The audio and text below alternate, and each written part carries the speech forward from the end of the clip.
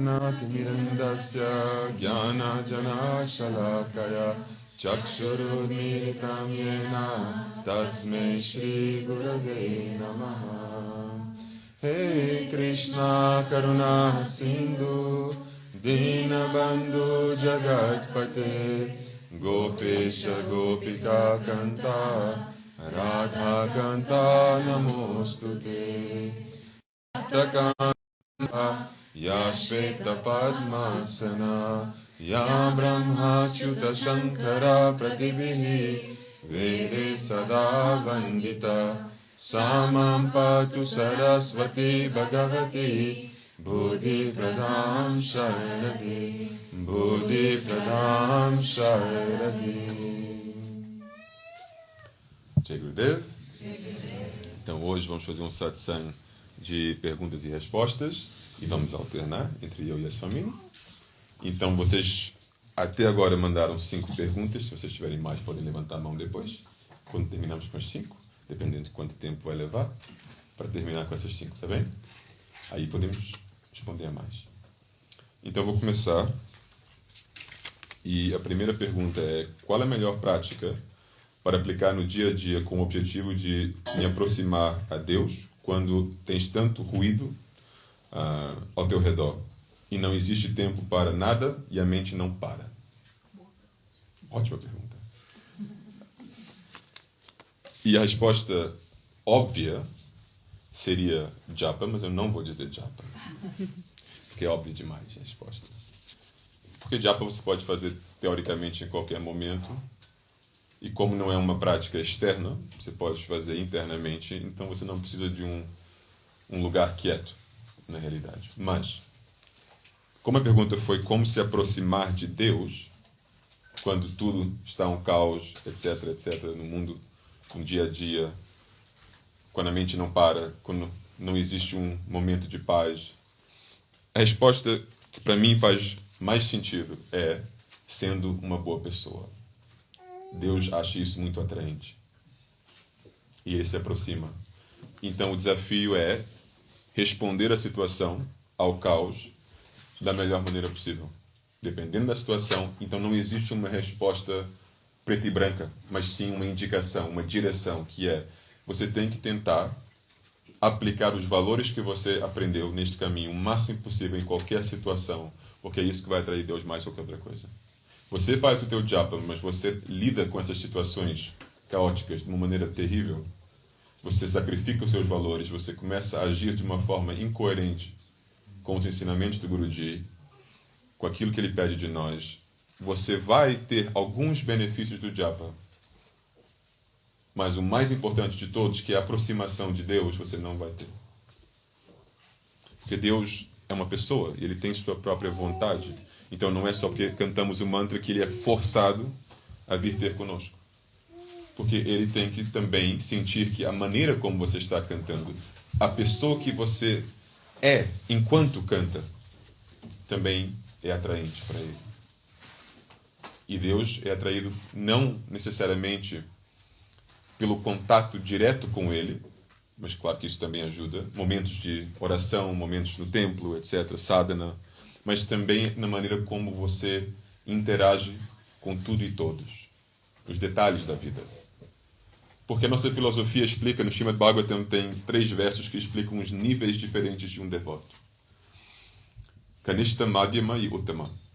E a diferença entre o Kanishta, que é o iniciante, e o Uttama, que é o mais elevado, é que o Kanishta só vê Deus no templo, na imagem, na deidade, na foto, no que for que seja.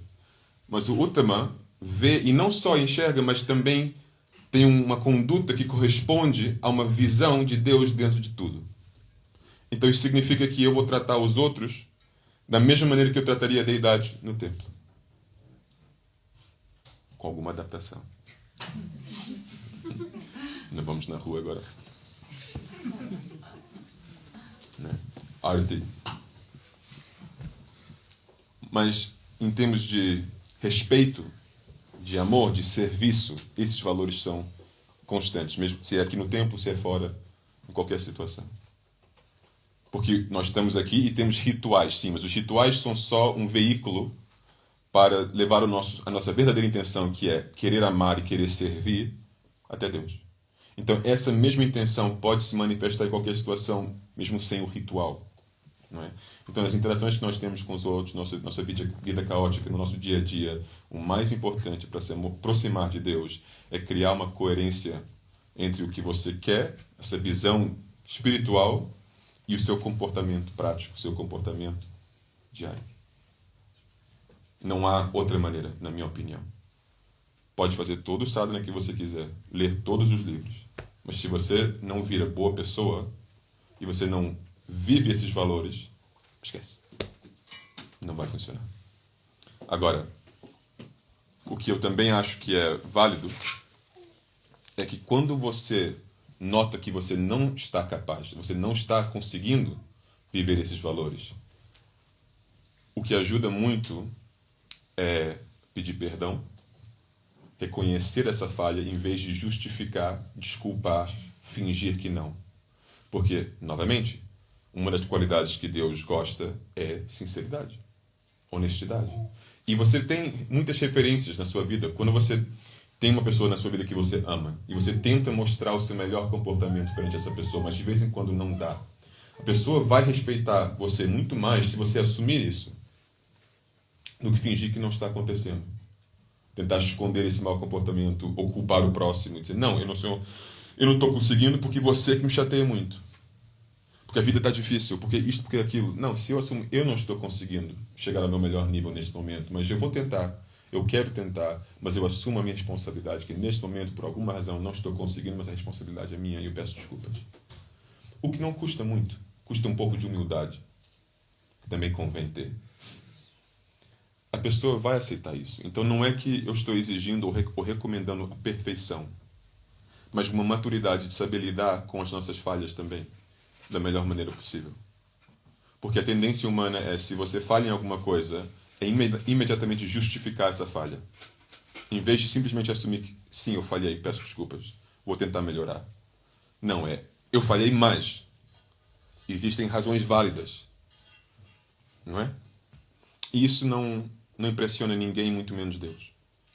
Porque Deus não precisa ouvir desculpas. Porque Deus sabe a tua situação muito bem, melhor do que você. Então, o melhor a fazer é, com humildade, assumir responsabilidade. Então, repito, a resposta é, tenta ser uma boa pessoa, tenta viver os valores que você vem aprendendo. E se por alguma razão você não é capaz, assume isso, com humildade, pede desculpas e tenta de novo. Ok?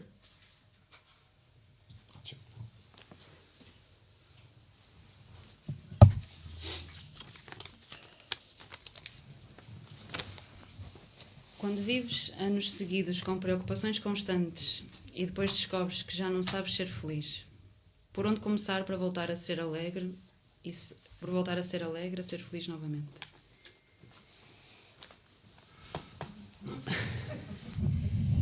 Eu, para ser muito honesta, escolhi esta pergunta porque isto também é algo com que eu me tenho debatido ultimamente.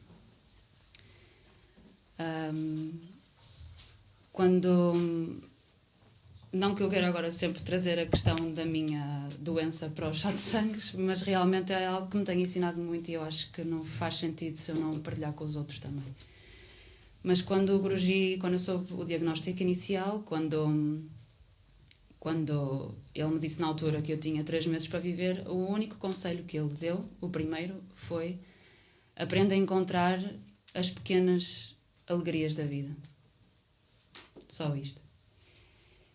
E eu acho que nós temos esta ideia de que a felicidade é uma coisa muito complicada, não é? Nós temos muitas expectativas daquilo que achamos que é ser feliz, quando eu acho que, na verdade, a felicidade está nas coisas pequenas, não é? Quando o Guruji nos disse, já há uns anos no satsang, aprendam a encontrar aquele momento dourado do dia, eu acho que tem precisamente a ver com esta capacidade de saber encontrar a felicidade nas coisas mais pequenas e nas coisas mais simples. Então, esta tem sido também uma batalha que eu tenho tido para comigo mesma, porque eu vivia em Vrindavan, não é? Para mim, a minha casa, o sítio mais feliz do mundo. Era uma pessoa feliz a servir o meu mestre, portanto não havia nada que eu achasse que faltasse na minha vida, e de repente sou mandada para cá, para um contexto hospitalar quase diário, o Portugal não é, pelo menos no sítio onde eu vivo, não é o mesmo contexto que Brindavan, é tudo muito diferente. Em Brindavan é tudo sobre Deus e aqui não é? Em Brindavan tudo nos recorda de Deus, não é? Até as lojas, se vocês repararem, as coisas que as lojas vendem são coisas para as divindades, são coisas para Deus. Portanto, tudo em Brindavan é muito fácil que nos relembre de Deus. Quando nós estamos no mundo normal, em Maia, é muito difícil ter essa lembrança constante, não é? Então, quando eu cheguei, eu debati-me também com esta questão um bocadinho de como é que eu volto a ser feliz, não é? Como é que eu volto a ter essa felicidade que eu tinha lá tão facilmente, quando tudo era sobre Deus, não é?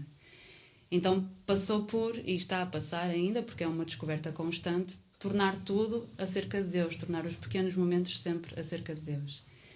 Mas eu tive muita dificuldade no início, até houve um dia em que a minha mãe chegou à minha beira e me disse: ok, então se tu achas que só és feliz em Brindavan, então apanha um avião e volta para lá, não é? E na verdade a minha vontade seria essa, não é? Mas não foi essa a instrução do mestre. Então, como eu estava a ter muita dificuldade em encontrar esta felicidade nos pequenos momentos, eu tive ali um período em que tive que estar internada no hospital. E eu acho que essa foi a forma que o Guruji encontrou para me fazer encontrar a felicidade nos pequenos momentos. Porque nós, quando somos confrontados com situações piores que a nossa, não é? Nós também aprendemos a valorizar aquilo que temos, que achamos que é pouco, não é? Então, de repente, estando no hospital, olhando para as pessoas que estavam à minha volta, havia pessoas que não saíam da cama, então caminhar, eu poder sair da cama e poder ir para o corredor caminhar já era uma alegria. Olhando à minha volta e vendo pessoas que não conseguiam respirar, só não é? A inspiração e a expiração torna-se uma alegria. Não é? Haver pessoas que tinham que comer, ser alimentadas por um tubo, não é? O poder mastigar, o poder desfrutar da comida torna-se uma alegria. Então, desde esse momento tem sido e continua a ser, porque depois nós somos humanos e esquecemos, não é? Depois eu voltei a casa e já voltei naquela depressão, já não estou feliz, já não sei ver as pequenas alegrias da vida, mas isto tem que ser um lembrete constante para connosco mesmos, não é? Ver um pôr-do-sol, que é a coisa mais simples do mundo, que nos é dado por Deus de forma gratuita, pode ser um golden moment, não é? E realmente Deus está nestas pequenas coisas. Acho que a felicidade não é aquilo que nós fazemos dela, mas não está nas grandes coisas, está nas coisas mais pequenas e nas mais simples. E eu acho que nós às vezes temos dificuldades em ser gratos por essas pequenas coisas que temos na vida. E acho que quando temos o Guruji na nossa vida, enquanto devotos, acho que esse também é um motivo suficiente para já sermos felizes, não é? Porque há sempre, independentemente daquilo que aconteça, há sempre um suporte e nós sabemos que há sempre alguém que está a olhar por nós. Então, eu acho que o encontrar desta felicidade tem que estar em vê-lo a Ele nas pequenas coisas. Em vê-lo a Ele, lá está, não só no templo, não só no ritual, mas em vê-lo a Ele nos outros, nas pequenas coisas e na capacidade de sermos gratos pelas coisas que temos. Eu acho que quando somos gratos, a felicidade é uma coisa que acontece naturalmente. Portanto, acho que primeiramente aprender a valorizar as pequenas coisas e a ver a felicidade nos pequenos momentos e segundamente acho que sermos gratos por tudo aquilo que temos. E eu acho que depois a felicidade é uma coisa natural que acontece. Às tantas nós já não damos conta e já estamos a ser felizes, não é? E pronto, acho que é um bocadinho por aí.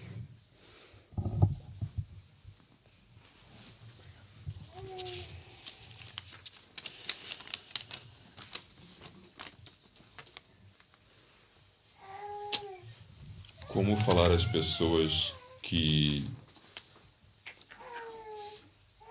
não devem ficar agarradas aos desejos quando eles estão numa fase de vida em que querem realizar todos os sonhos? Devem ser uma pessoa jovem. Coitada, ainda tem sonhos. Estou brincando.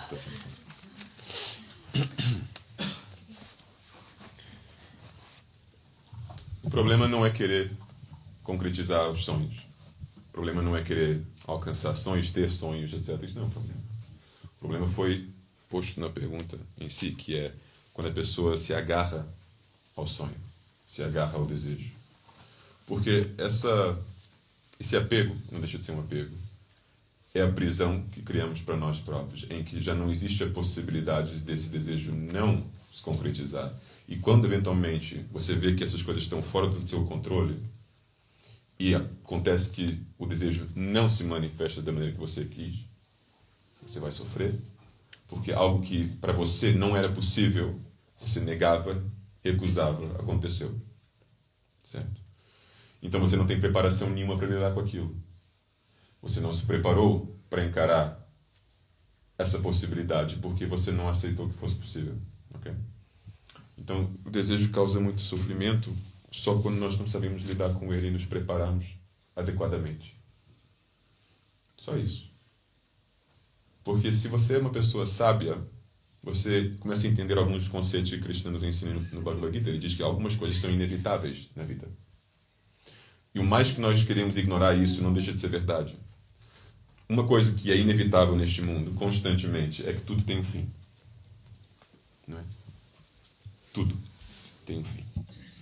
Isso é inevitável. Então, se você realmente engole isso, entende e aceita esse fato, você consegue fazer as pazes com esse fato. E fazendo as pazes com esse fato, você começa a ter a possibilidade de desfrutar da vida, de tentar coisas, de tentar alcançar objetivos, etc. Mas sabendo que eventualmente eles também vão terminar. Então, quando você já tem essa compreensão por detrás de qualquer tentativa, por detrás de qualquer desejo, por detrás de qualquer sonho, o impacto que você sofre quando eventualmente aquilo termina, não é igual.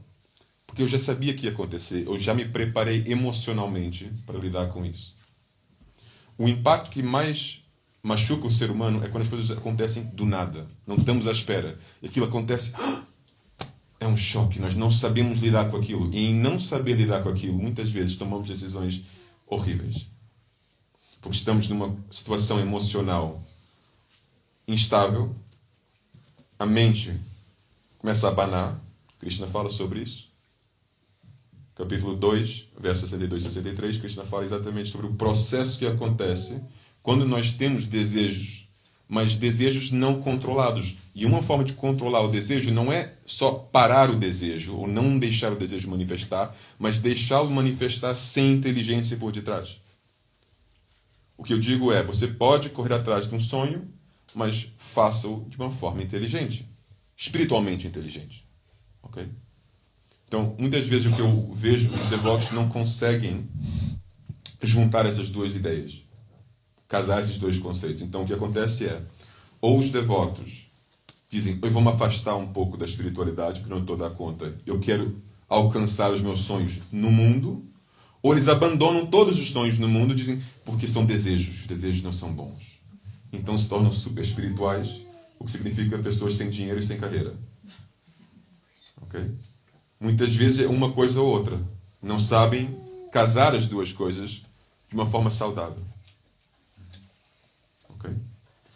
Eu ou não consigo ser espiritual o suficiente, ou eu tenho medo de ser um materialista. Então, vou me manter pobre. Ok?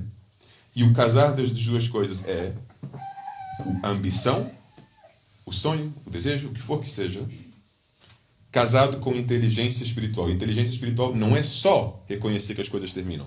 É uma parte dessa inteligência espiritual.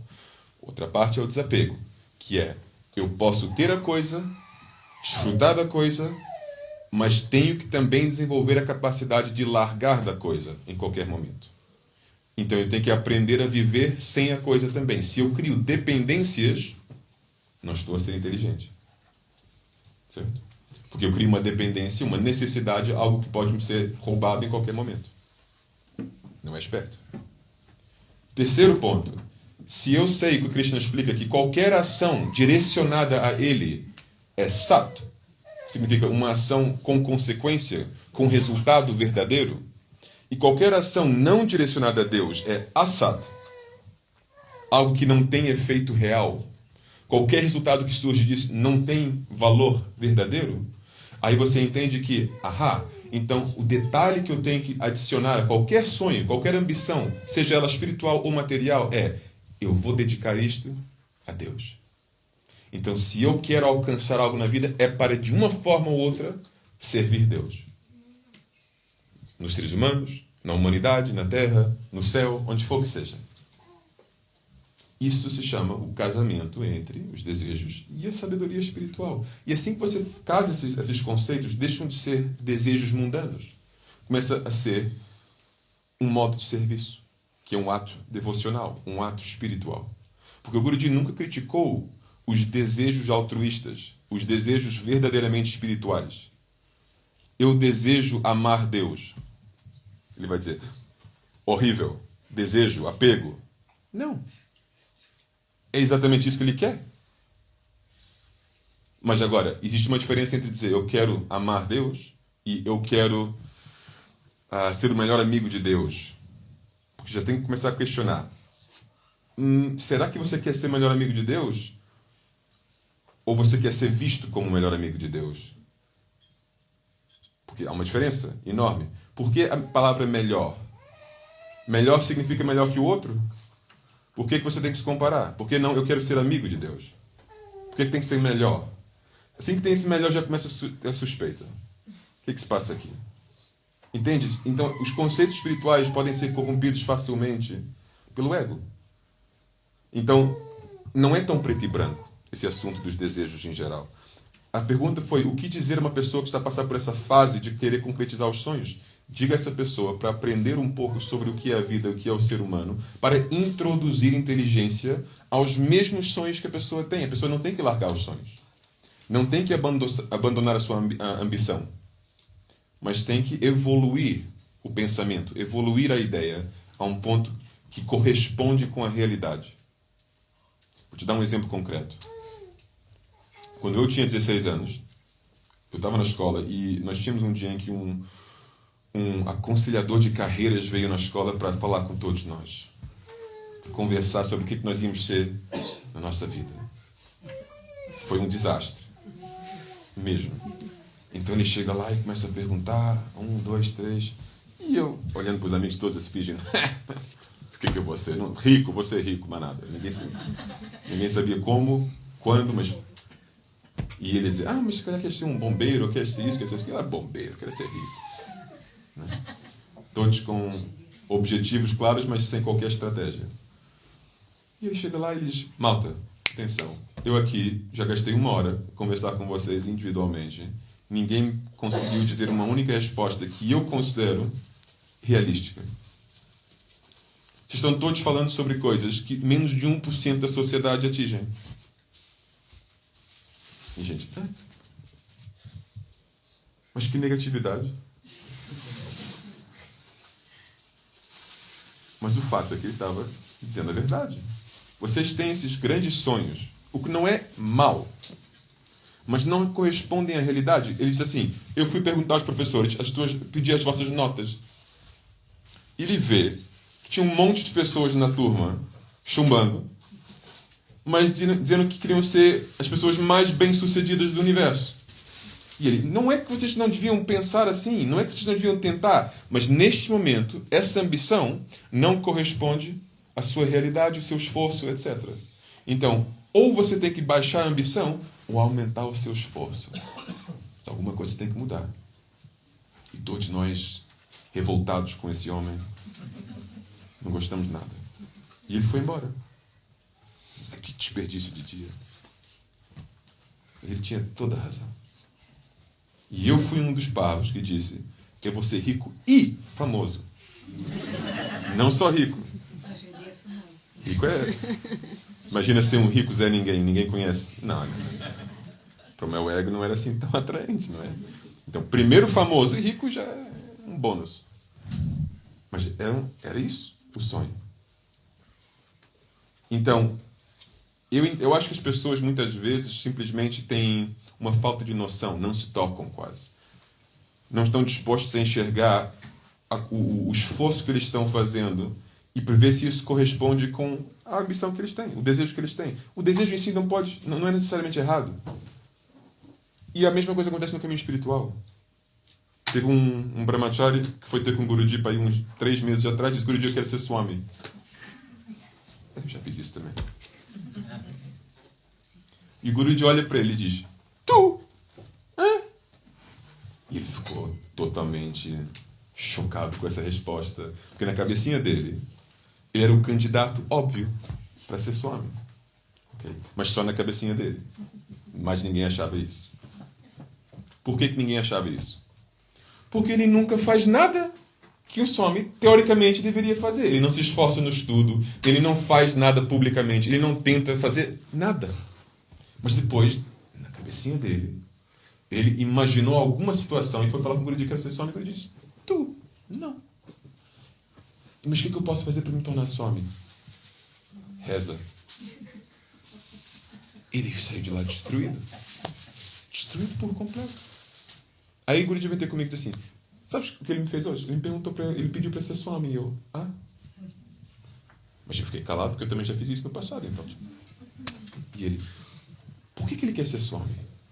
Eu disse, Guruji, eu não sei, tem que falar com ele. Eu posso imaginar. Mas o que eu sei é que as pessoas não sabem o que é ser Swami. Acham que é uma coisa, depois viram Swamis, depois, posso voltar atrás? E não dá. Então eu disse, Guruji, eu não sei, Guruji. Ele disse, esse é o problema. Todo mundo só quer o título. Todo mundo só quer ter o título, realizar o sonho, mas ninguém para pensar por que eu quero isso. Se você quer isso porque você acha que você vai ser feliz, então simplifica a pergunta. Diz, Guruji, eu quero ser feliz. E eu te dou a resposta. E possivelmente para você não vai ser virar Swami. Ou para outra pessoa, ou para quem for que seja. Mas se você vai à essência da pergunta, que é, o que você quer? Por que você quer isso? Porque você acha que assim você é mais próximo de mim? Então faça essa pergunta. Como é que eu posso me aproximar de você? Se é assim que você acha que você vai fazer um maior serviço, então me faça essa pergunta. Como é que eu posso te servir da melhor maneira? Vai à essência da questão e faça essa pergunta. E aí o Guruji pode indicar o que é o melhor para você. Mas se você já chega lá dizendo, eu sei o que eu quero ser Swami, você está se autodiagnosando, fazendo autodiagnose, entende? O que não é nem boa ideia, mas também acaba sendo um pouco arrogante. Guruji, eu sei o que é bom para mim. Em vez de simplesmente abrir a pergunta. Eu quero ser feliz, eu quero te servir, eu quero me aproximar. Por favor, me indique como fazer isso. Você que tem a visão plena de quem eu sou, quem você é, como este caminho vai percorrer ou não, você me diga. E eu faço, e eu cumpro. Não é? Então acho que tem muito a ver com isso também.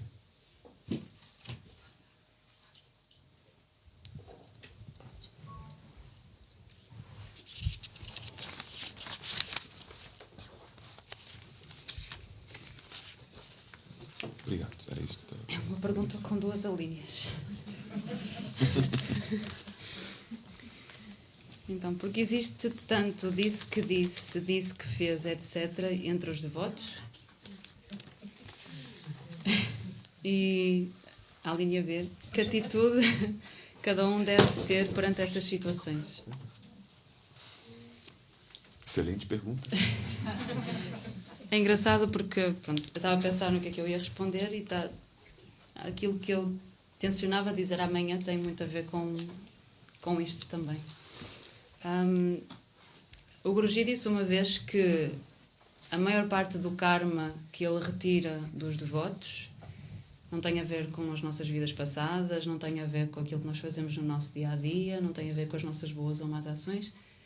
A maior parte do karma que ele retira dos devotos é do quanto os devotos falam mal uns dos outros e do quanto os devotos fazem mal uns aos outros. Essa é a maior carga de karma que ele retira de cada um de nós. Que é uma coisa assustadora de se pensar, não é? Porque depois eu olho para aqueles cartazes, como aquele que está ali, e estava a observar o cartaz que está ali, que é aquilo que nós vamos celebrar amanhã, não é? É o Vasudeva Kutumbakam, o mundo inteiro como uma família, porque todos vimos do mesmo sítio, não é? E eu acho que isto acontece porque nós falhamos em ver isto, nós falhamos em ver que somos todos uma família, falhamos em ver que vimos todos do mesmo sítio e falhamos em ver que Deus está dentro de nós, mas também está dentro do outro, não é? Mas isto é uma coisa que acontece para o bem e para o mal. Eu por exemplo, a semana passada, ou quando estive com o Guruji disse-me algo e eu recebi, isto aconteceu na Alemanha, não é? E eu recebi uma mensagem da Índia a dizer, alguém dizia, porquê é que eu tenho que saber disto através de rumores? Ou seja, aquilo que o Guruji partilhou comigo já se sabia na Índia e depois a mãe dessa pessoa que vivia nos Estados Unidos também lhe mandou uma mensagem já com uma versão completamente diferente daquilo que o Guruji me tinha dito. E não foi uma coisa que eu andei a partilhar assim de livre vontade. Portanto, isto acontece para o bem e para o mal entre os devotos. Não é? Eu acho que isso parte muito da nossa necessidade de ter... Porque é muito... se formos a ser sinceros, é muito... estou à procura da palavra certa, mas... é muito tentador, não é? Esta coisa do falar, do diz que disse, do falar, olha, visto o que é que aconteceu, visto o que ela fez no templo, visto o que é que ela disse, e a forma como ela vestiu o sário, não sei o que, as coisas mais ridículas, não é? É muito tentador, não é? Mas depois se nós trouxermos a nós mesmos esta coisa que o Guruji disse, não é? Que a maior parte do karma que ele retira de nós é aquilo que nós dizemos, e não só aquilo que dizemos, mas também aquilo que pensamos sobre a nossa família, aquela que devia ser a nossa família. Eu acho que há uma necessidade também de nos contermos, não é? Às vezes eu estou no meio de uma conversa entre devotos e tenho vontade de alimentar, não é? Porque nós gostamos de meter asas para a fogueira, mas eu acho que parte muito desta necessidade de contenção. Primeiro a contenção nos atos, mas também a contenção depois nos nossos pensamentos, não é? Eu sempre que falamos, sempre que se fala do gossip, desta coisa de falar mal dos outros e do diz que disse, eu lembro-me sempre da história do rei Ambarisha, que é, pronto, o Guruji já contou a história muitas vezes, já houve muitos satsangs sobre isso, mas para contar assim, pronto, para resumir, o rei Ambarisha era um grande devoto do Senhor. Então ele fazia muita penitência e há uma determinada altura em que ele está a fazer um jejum que durou 1 ano, juntamente com a sua mulher, e ele estava nessa altura em Vrindavan a fazer esse jejum e está a chegar o período de quebrar o jejum, não é? Nós temos aquelas horas certas para quebrar o Ekadashi, para termos os benefícios desse jejum.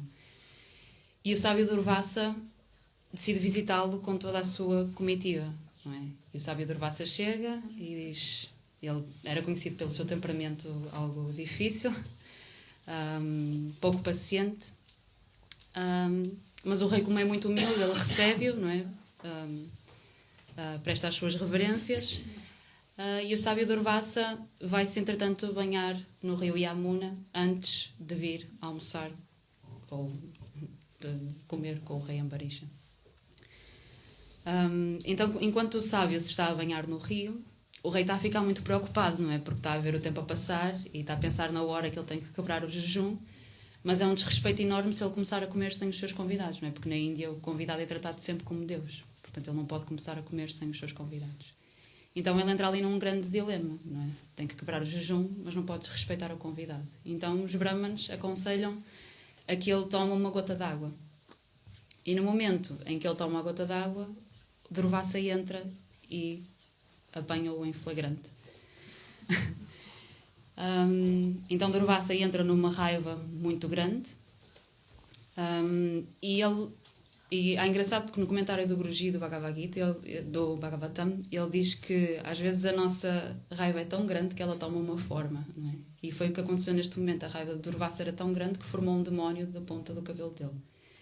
E o rei Ambarisha, como é muito humilde e muito devoto, a única coisa que ele pensa naquele momento é: ok, se este é o meu destino, se o meu destino é partir assim, eu aceito. Então ele prostra-se e pensa em Narayana e aceita aquele destino.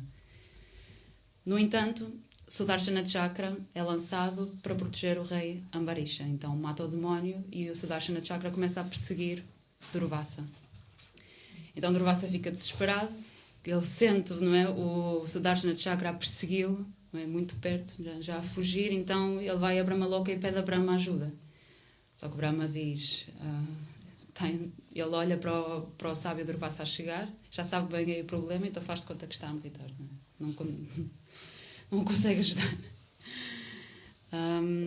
Então o sábio Durvasa percebe que não vai ter ajuda ali e dirige-se a Shiva. E Shiva diz, olha, eu gostava muito de poder ajudar, mas eu acho que deves ir pedir ajuda a Narayana.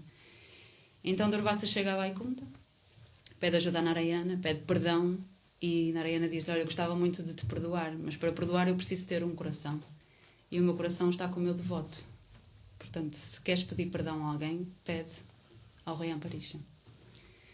Então o sábio Durvasa dirige-se a Ambarisha, pede perdão, arrepende-se, e depois, pronto, tudo fica bem e eles comem juntos, no fim. Mas é muito interessante, porquê? Porque se nós pensarmos nesta história, cada vez que nós temos a tentação de dizer algo ou de fazer um comentário, porque a nossa primeira reação é sempre a tendência para o julgamento, não é? Nós somos formatados de uma certa forma a que, assim que nós percepcionamos alguma coisa, a nossa segunda reação é formar um julgamento sobre isso, não é? E sobre os outros, então, é muito fácil, não é? Então, mas se nós pensarmos nesta coisa de que Deus diz que o meu coração, que isto é Deus, não é? O meu coração não está comigo, o meu coração está com o meu devoto, acho que isso facilita nesta contenção que nós temos que ter quando temos a tendência de falar mal ou de dizer. Então, é isso. Eu acho que pensando... Claro que isto é muito fácil de dizer, as famílias são, por norma, disfuncionais. Acho que é a natureza das famílias serem disfuncionais. Mas eu acho que o respeito é a base mínima para nos podermos dar todos uns com os outros e para podermos ser uma família, não é? Então, acho que este lembrante constante que vivemos todos do mesmo sítio e que o Guruji nos ama a todos da mesma forma, não é? O Guruji não... Claro que na lila externa dele pode parecer que há pessoas que são mais próximas ou mais distantes dele, há pessoas que ele gosta mais ou pessoas que ele gosta menos, mas aos olhos do Guruji nós somos todos iguais, não é? E eu acho que é esse o pensamento que nós temos que ter por trás das nossas ações e dos nossos pensamentos e do nosso comportamento quando estamos rodeados de outros devotos.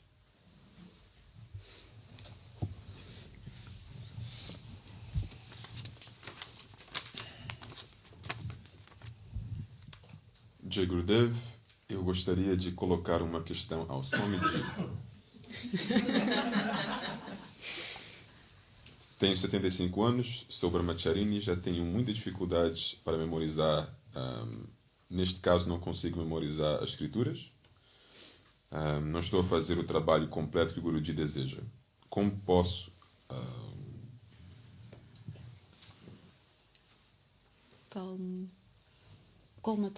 colmatar um bocadinho a minha situação,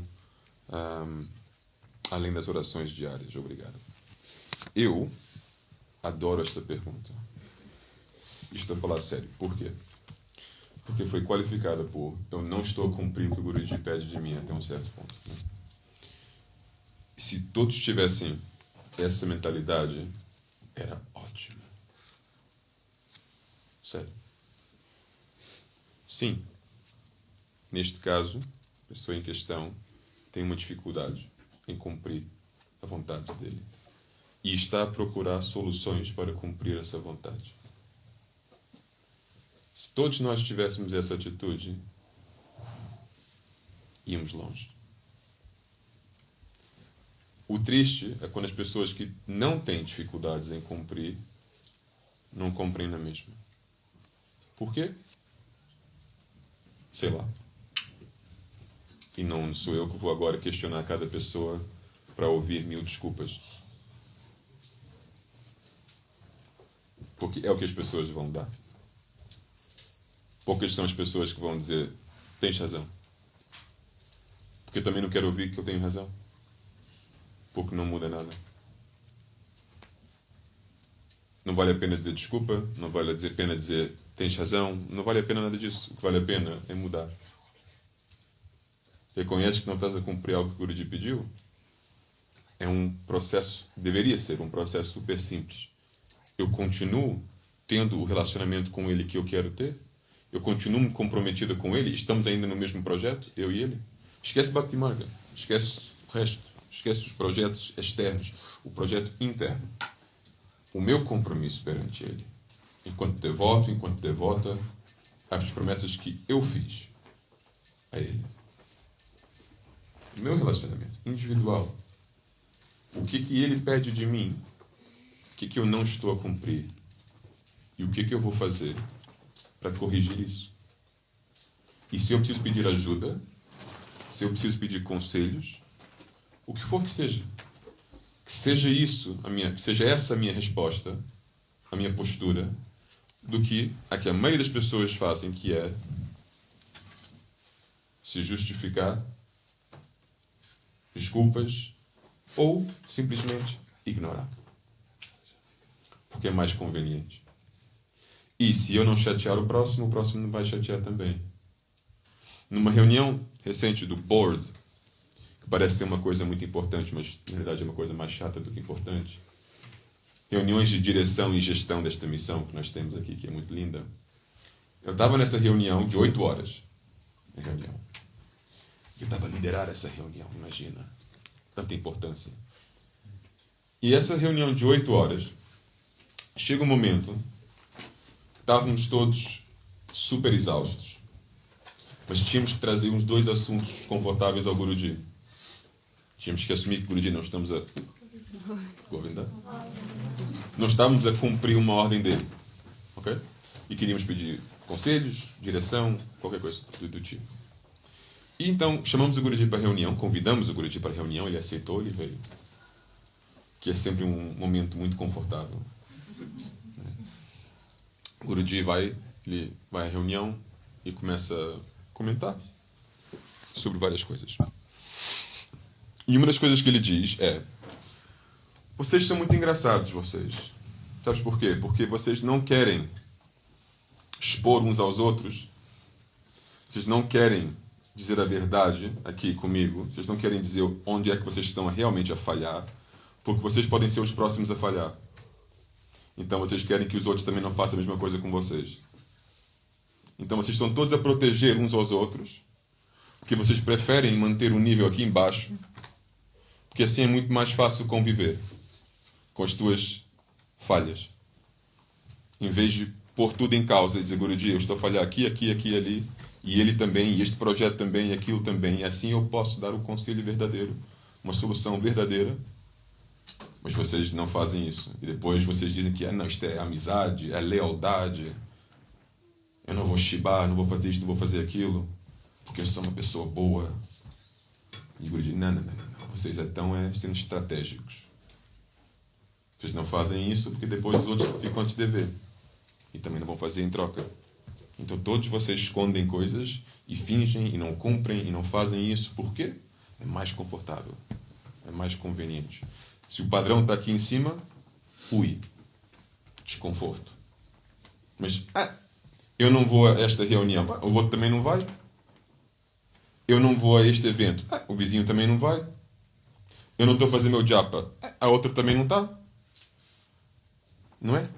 É tudo mais fácil. E assim, não vais ter com essa pessoa dizer: olha, devias fazer o japa. Por quê? Porque assim que tu falhares alguma coisa, essa pessoa vem ter contigo e vai dizer: e tu também devias fazer isto. E aquilo, e aquilo. Então, como nós não queremos ser o alvo dessas críticas, não vamos criticar ninguém. Agora, eu não estou a dizer que é o papel de ninguém de criticar o outro. Não é bem isso que eu estou a dizer. Mas o que eu acho é que nós temos que ter uma autocrítica, digamos assim, uma autorreflexão para saber onde nós estamos falhando nós próprios. E se nos falta essa honestidade e maturidade, então cabe a outra pessoa dizer. E não por vontade da pessoa, mas pelo trabalho que o Guruji faz. Ele vai trazer alguém e pôr essa pessoa na tua frente para te dizer onde você está falhando. Porque é o trabalho dele. E o Guruji, como ele nos ama tanto, e a todos igualmente, ele não vai deixar uma pessoa continuar a mentir a ela própria ou fugir da responsabilidade sem que alguém lhe chame a atenção, eventualmente. Mas o ideal era termos uma colaboração sincera e honesta em que isso não é preciso, porque a pessoa faz a autorreflexão e chega a essas conclusões ela própria. E isso é maturidade espiritual.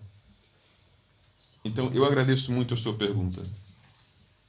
Eu gosto muito dessa pergunta. Eu não estou conseguindo cumprir o que o Guruji pede de mim. Pode me ajudar? Como é que eu posso concretizar esse desejo do meu Guru? Porque o Guruji não perde tempo dando dicas inúteis. Ou, às vezes, eu fico com a ideia que as pessoas acham: não é para mim, é para os outros. O Guruji, depois de quase 20 anos que eu estou neste caminho, veio bater na porta do meu quarto 2 semanas atrás, entrou no meu quarto e disse: estás a fazer o teu japa? E eu, não a quantidade que eu devia a ele. Desapontante. Foi embora.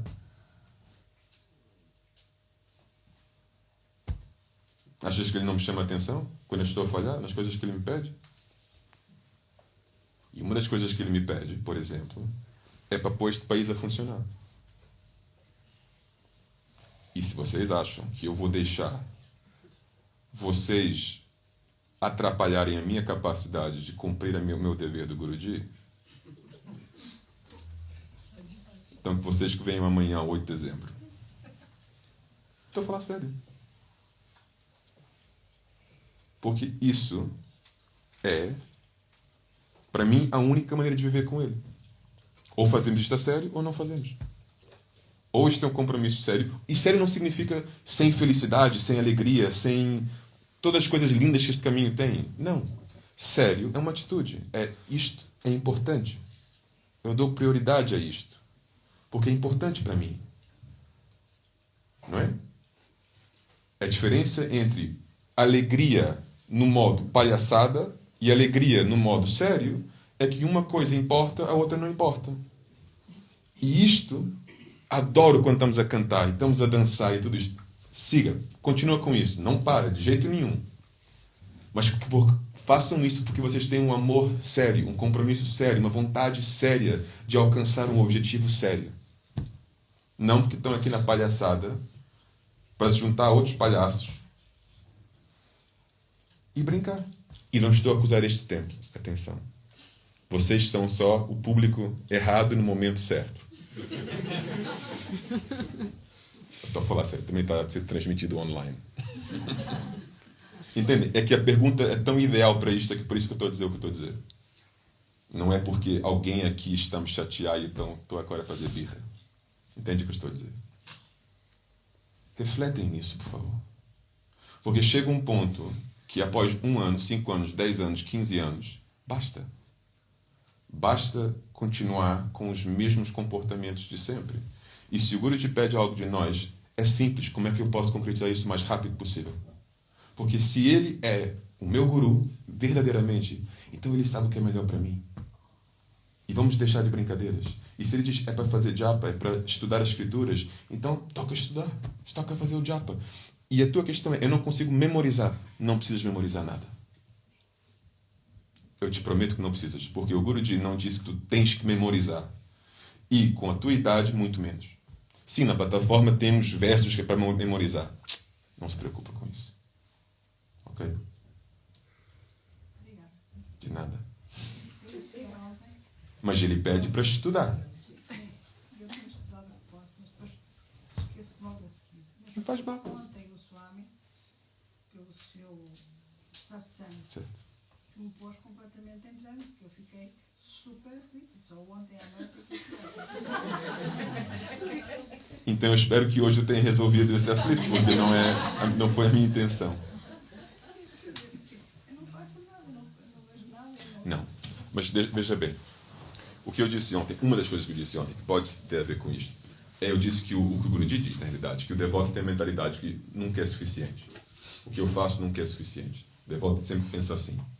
Porque ele sabe que pode dar mais, e pode tentar mais, etc, etc. Ok. Isso não quer dizer que vamos agora desenvolver capacidades que não temos do nada. Nós temos que fazer o máximo que nós podemos e sempre tentar ir para além daquilo que nós podemos. Não podemos o que não podemos. Não é? Eu não posso, de um dia para o outro, virar o melhor cantor de todos os tempos. Mais que eu possa querer, não vai acontecer. Não é? Então nós temos os limites naturais, físicos até. Não é? Só temos 24 horas no dia. Não podemos mudar isso. Então existem vários fatores que vão limitar a nossa capacidade de qualquer maneira. E no teu caso, pode ser idade, pode ser qualquer coisa, mas tu tens que então adaptar a situação e fazer o melhor que tu podes. Mas não tens que dar chicotada e dizer eu não estou a conseguir, porque se você sabe sinceramente que você está se esforçando dentro da tua realidade, está tudo certo. Tudo certo, faz as pazes com isso. Tudo certo. Sério. Porque, eu te repito, tem pessoas com 20 anos que não abrem um Bhagavad Gita. Muito menos memorizar. Então, o fato que fazes isso e estás preocupada por não poder memorizar aos 75 anos, eu bato palmas para você. Do you agree, Dave?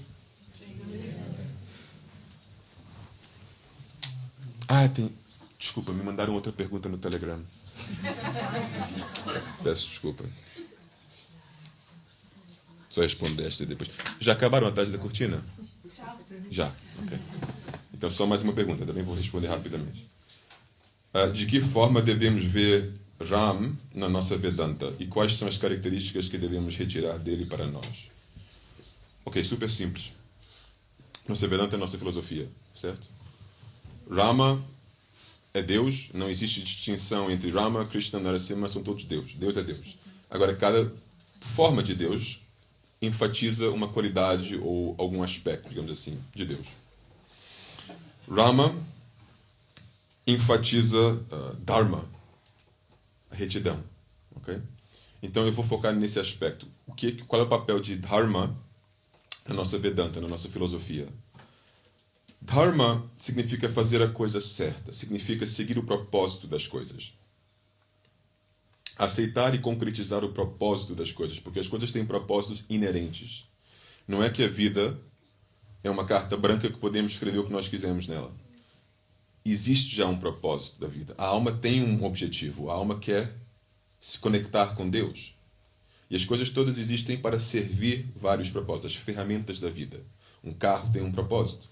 Uma caneta tem um propósito. Uma câmera tem um propósito, etc. Então, Dharma tem um papel super importante na nossa filosofia, porque nós estamos a reexplicar ao mundo Vaishnava, ao mundo religioso e espiritual, que o propósito do ser humano é amar Deus plenamente. Então, o que o Guruji faz? Ele pega em tradições, em personagens, em caminhos que começam a esquecer desse fato e colocam outras coisas à frente, outras prioridades. E ele está a relembrar a todos que nós não precisamos dividir os vários caminhos, nós não precisamos separar, nós não precisamos brigar. Podemos relembrar do fato que o Dharma universal é amar Deus e nos juntar. Então ele pega um pouco de uma tradição, um pouco de outra, um pouco de outra, um pouco de outra. Vai a um lugar sagrado de uma tradição, vai ao lugar sagrado de outra tradição, vai a outra e diz, nós todos podemos ser uma família. Vasudeva Kutumbakam. Isto é Haribhakta Sampradaya.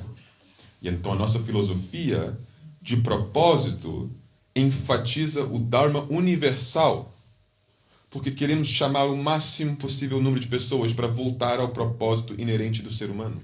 Porque pessoas a mais estão esquecendo desse fato, até as pessoas religiosas e espirituais, e se perdendo em debates, em conflitos, em besteiras que não tem nada a ver com esse Dharma fundamental. A religião, a espiritualidade também às vezes se torna uma bagunça, porque as pessoas colocam 1000 coisas à frente desse Dharma fundamental, que é, você ama Deus? Só isso. E se você ama e tem essa relação plena, está tudo feito. Não precisa ter mais nada. Então, qual é o papel de Rama na nossa Vedanta? Repito, Rama é Deus. Então, você pode trocar essa pergunta por qual é o papel de Krishna, qual é o papel de Narasimha. Não vai ser diferente, mas eu vou enfatizar um papel específico neste caso. O Dharma, e Dharma é não esquecer da verdadeira razão por qual nós existimos. A verdadeira razão por qual nós temos essa vida, o propósito da nossa vida. Não podemos esquecer. E o que a Swamini disse antes sobre a gratidão, eu acho fundamental. Temos que ser gratos pelo fato que nós estamos num momento da nossa vida em que temos consciência disso. Porque andamos vidas e anos perdidos sem saber o propósito da nossa vida. O que não quer dizer que, ao saber o propósito, eu automaticamente tenho a capacidade de o concretizar. Mas simplesmente saber qual ele é, já me dá uma direção que eu posso, ao mínimo, me esforçar diariamente para seguir. E isso tem tudo a ver com a vossa sinceridade, porque Deus ajuda a pessoa sincera. Se você não tem a capacidade hoje, mas você tem sinceridade e sabe o caminho, sabe o objetivo, eu tenho plena fé que a ajuda vai chegar a você. Porque é assim que ele é a natureza de Deus. Ele ajuda a pessoa que é sincera. Mas os hipócritas, Deus é muito paciente. Ele tem muito tempo e ele não se esquece. Nem de nós, nem das coisas, nem do objetivo da vida. Então, esse é o propósito de Rama. Ou o que Rama pode trazer à nossa filosofia. Ok? Para não nos esquecermos do verdadeiro propósito da vida. Jai Gurudev. Agora sim, terminou.